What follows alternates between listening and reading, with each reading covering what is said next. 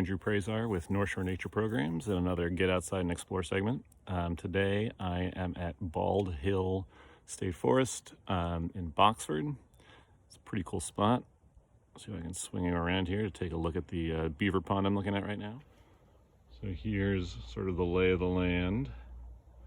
And I was out here prepping for a class I'm about to lead later today, and sort of looking for general wildlife. And I found a bunch of snakes, so we're going to take a look at those snakes right now. So right here we have two northern water snakes sort of entwined in this dam. There's a larger one here and then a smaller one sort of resting on top of it. That's kind of common behavior for snakes this time of year. It was a cold night last night, and so they are warming up, and sometimes they'll cluster together for heating purposes.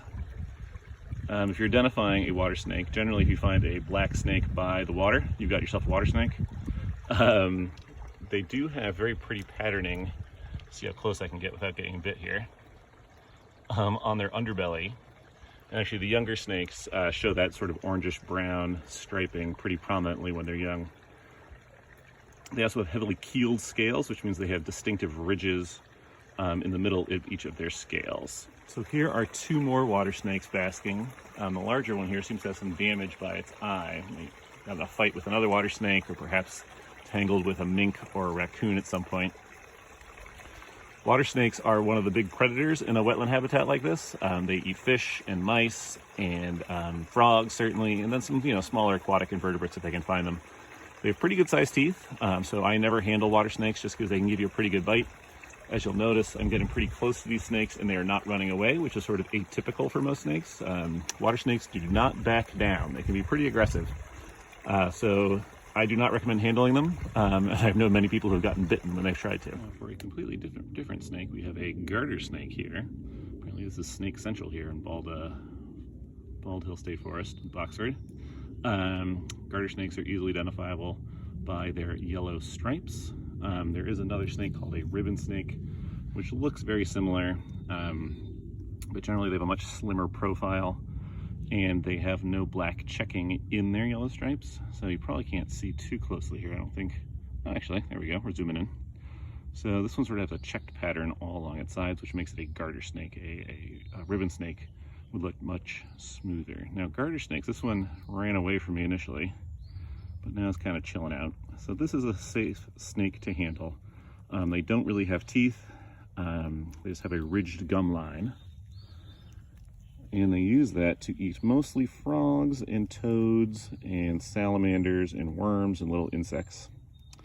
They will musk on you. So if you pick one of these up, they will squirt out a brown-yellow liquid that smells pretty bad and can take a little while to get off your hands.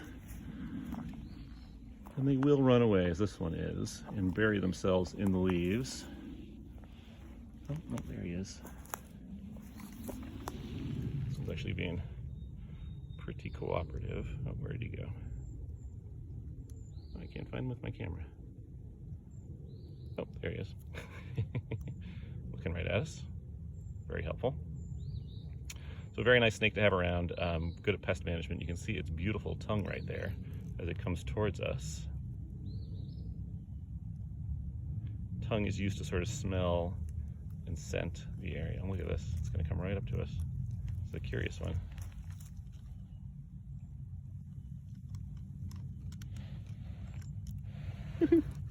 Oop, sorry, I scared him. And off it goes into the woods. So just to show you the variety in garter snakes, I found another one here. Oh, actually there's another little one right here. I almost just stepped on, I didn't even notice. So these younger ones here have a fairly clear stripes here. These are still garter snakes. And oh my goodness, there's a beautiful Louisiana water thrush singing behind me. So there can be great variety. I've actually also found garter snakes where they are almost orange in color. So there are two of them right here. And clearly this is a good snake day because these are the, let's see, 4 water snakes earlier, 3 garter snakes now, so 7 snakes. See if I can find a milk snake and hit the trifecta. So unfortunately I wasn't able to find any milk snakes, which isn't completely surprising because they're primarily nocturnal.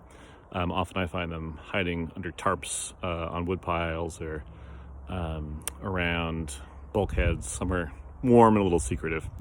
But we did find those really cool garter snakes and water snakes, and I encourage you guys to get out and try to find some snakes yourself. Enjoy.